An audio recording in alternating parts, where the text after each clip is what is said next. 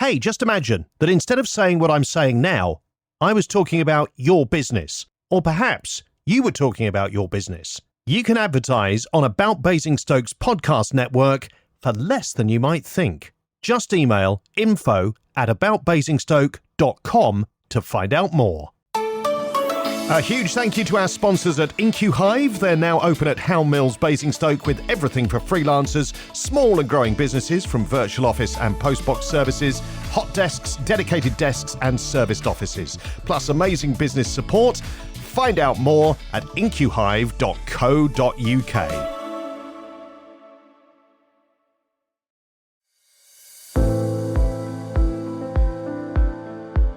Hi, and welcome to You Are Not Alone, Conversations for Mental Health and Wellbeing.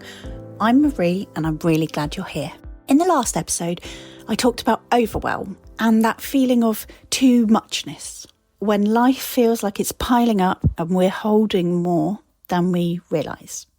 And today, I want to talk about something that often sits alongside overwhelm, but can be much harder to spot. And I'm talking about high-functioning anxiety. Now, before I go any further with this, I'd like to be really clear that high-functioning anxiety isn't a formal mental health diagnosis, but it is a term that people are increasingly using to describe a particular experience of anxiety.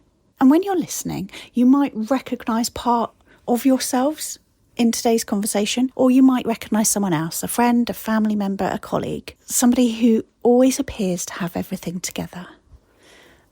Because often that's exactly the point of this. So from the outside, everything can look absolutely fine. When we hear the word anxiety, many of us think about some of the more recognised signs. We might think about someone avoiding situations that make them anxious, somebody having difficulty with panic attacks, experiencing constant worry that's really difficult to manage. Or perhaps we might think about the physical symptoms that anxiety brings: a racing heart, difficulty sleeping, muscle tension, feeling constantly on edge, headaches, stomach issues, exhaustion. Anxiety can affect our thoughts, our emotions, our behaviour and our bodies. Anxiety is characterised by worried thoughts, tension and physical responses as the body prepares itself for those perceived threats. And for some people, anxiety has a significant impact on their day-to-day life. So it can affect relationships, work, confidence and our overall well-being. But there's another experience that people have increasingly started talking about, and that's called high-functioning anxiety. So this is a term used to describe people who appear to function well externally, brilliantly even, while struggling with anxious thoughts internally. So the key difference is this: someone with high-functioning anxiety will look incredibly capable, successful at work, reliable, organised, productive, the person who remembers everything, and the person everyone turns to. Yet underneath that very capable exterior, there can be constant overthinking, worry, self-doubt, perfectionism, and this fear of getting things wrong. So while anxiety can cause some people to withdraw or avoid situations, high-functioning anxiety often pushes people to keep achieving, keep helping, keep going. So I came across this phrase and I think it explains it really well. High-functioning anxiety isn't about functioning highly. It's about functioning highly whilst struggling privately. And I think that sort of captures it really well. One of the reasons high-functioning anxiety can go unnoticed is because many of the behaviours associated with it are often praised: being organised, reliable, conscientious, being prepared, being productive. These are all qualities that are really valued. So people often don't recognise that anxiety might be sitting underneath them. In fact, many people might say things like, "This is just who I am. I've always been like this." Or "This is what success needs." but there can be a cost to it. So you might be replaying conversations long after they've happened. You might spend ages drafting a simple email. You might find yourself worrying about things that haven't happened yet. You might be feeling the responsibility for making sure that everything goes smoothly. And you might be struggling to relax because there's always something else that needs doing. And while everyone else from the outside is seeing competence, what you may be experiencing internally is pressure. Lots and lots of pressure. So it's difficult to know exactly how many people experience high-functioning anxiety because, as I said, it isn't a recognised diagnosis, so therefore it doesn't have a clear diagnostic criteria. But we do know that anxiety itself is incredibly common. We also know that many people experiencing anxiety continue to function highly in their jobs, their relationships, their responsibilities, meaning that their struggles can be easily overlooked by others or even themselves. And that's why I think conversations matter. Because if we only recognise anxiety when someone appears unable to cope, we may miss the many people who look fine, but they're actually carrying a huge amount internally. I think people are incredibly skilled at saying, I'm fine, even when they're not. We learn to perform being okay. We smile, we joke, we keep going, we support others, and we tick things off the list. And because we're functioning, we convince ourselves that we don't need support. We say things like, other people have it way worse. This isn't really a problem. I just need to get on with it.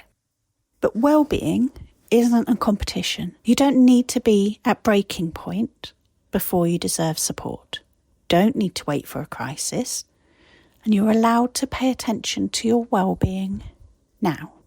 As we're talking about anxiety, I want to avoid offering the kind of advice that can sometimes feel frustrating. And I think you know the sort of thing. Just relax. Don't worry so much. It'll all be fine. If you've ever experienced anxiety, you'll know that it rarely works like that. So I want to talk about something called Wellbeing Windows. And these are just little moments that can create a little bit of space in your day. And they're not going to solve everything, but because they interrupt the cycle of rushing, worrying, constantly being switched on, they can be really helpful. And the great thing is that they don't all need to be a certain amount of time. You can choose one and adapt so that it fits in your day without adding pressure. So the first one, 30 seconds. What could you do in 30 seconds? And this is more than you think. You can pause and take some deep breaths. You can stretch your shoulders. You can look away from your screen. You could stand up and move around. You could notice what's happening outside the window. You could have a sip of water. 30 seconds isn't going to change your life, but it could change the next moment. And that's enough. The next one is 3 minutes. So 3 minutes gives you a little bit more space. You might walk outside, get some fresh air. You could put on a favourite song. Do a quick body scan and just notice where you're holding tension. Are your shoulders up around your ears? Or you could just simply sit quietly with a hot drink before you move on to the next thing immediately. So 3 minutes can be enough to reset your attention and just lower that intensity of what's going on in your head. If you can find half an hour, what helps you reconnect with yourself? Could be a walk, could be a phone call with a friend or a family member. Half an hour of reading, gardening, doing something creative. Whatever helps you feel present rather than pressured. And the important thing, it isn't what you choose. It's just for those 30 minutes, you're allowing yourself to be a person, not just a list of responsibilities. Now, there's something else that often comes with high-functioning anxiety, and that's called rumination.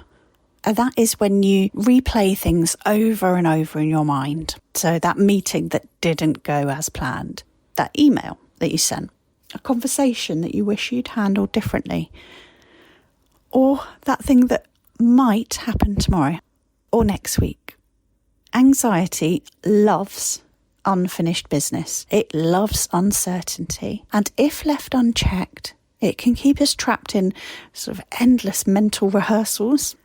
And one thing that can help is creating a boundary around our thinking.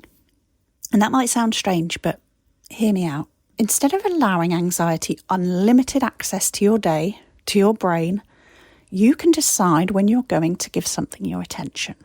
For example, if a worry turns up, pops into your head whilst you're trying to have dinner with your family, you might acknowledge it, but say, I'm not ignoring this, but I'm not dealing with it right now either. So you might want to just jot it down and then move on. You might want to schedule 10 minutes later on to just think about it properly. So a boundary isn't about pretending the worry doesn't exist, but it's stopping it from taking over every moment, because not every thought deserves immediate attention. Not every worry needs to be solved right this second. Sometimes one of the very healthiest things we can do is say to ourselves, I've noticed that thought and I'll come back to it later. So for people with high functioning anxiety, this can be surprisingly powerful and helpful, because managing that anxiety isn't always about getting rid of anxious thoughts, but we can change the relationship we have with them. So as part of every episode, I want to shine a light on organisations making a difference here in our community. And the first is Basingstoke Voluntary Action, often known as BVA. So BVA supports the local voluntary and community sector and helps connect people with organisations, groups, activities and opportunities across Basingstoke and Deane. So if you're looking to get involved in the community, find local support, meet people, or even explore some volunteering opportunities, BVA is a fantastic place to start. And you can find out more about this at their website, and that is www.bvaction.org.uk. And they're a charity that's supporting other charities and community groups in Basingstoke and Deane for over 60 years. The next one I'd like to highlight is Mindspace Foundation. So Mindspace Foundation is a not-for-profit organisation providing community counselling services in Basingstoke and online support to support our mental health and wellbeing. They support people with a wide range of challenges, including anxiety, but also stress and emotional wellbeing. Their counselling services are available for young people, children, adults and couples with a strong commitment to making support affordable, accessible and available. And you can find out more at www.mindspacefoundation.co.uk, or you can ring them on 01256 423 892. So just reaching out can be the beginning of things feeling different. So as always, I'm going to leave you with one thing to try this week. Next time you catch yourself overthinking, worrying, or replaying something in your mind, try using one of those Wellbeing Windows. So, do you have 30 seconds, or 3 minutes, or 30 minutes?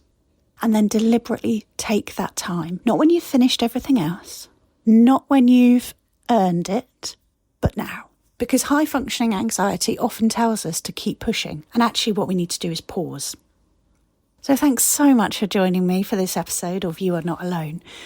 We've talked about high-functioning anxiety, the hidden pressure that many people carry, and the importance of recognising that just because someone looks okay or really well, that doesn't necessarily mean they feel okay.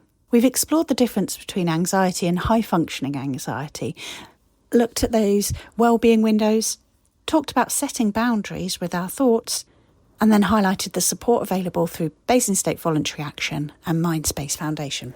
If today's conversation has resonated with you, please remember that support is available. Speak to someone you trust. Talk to your GP if you're concerned about your mental health. If you need urgent emotional support, the Samaritans are available 24 hours a day on 116 123. In the next show, we'll be talking about something that affects so many of us, and that is the pressure to cope. Until then, be kind to yourself. Remember, you don't have to have everything figured out, and most importantly, you are not alone.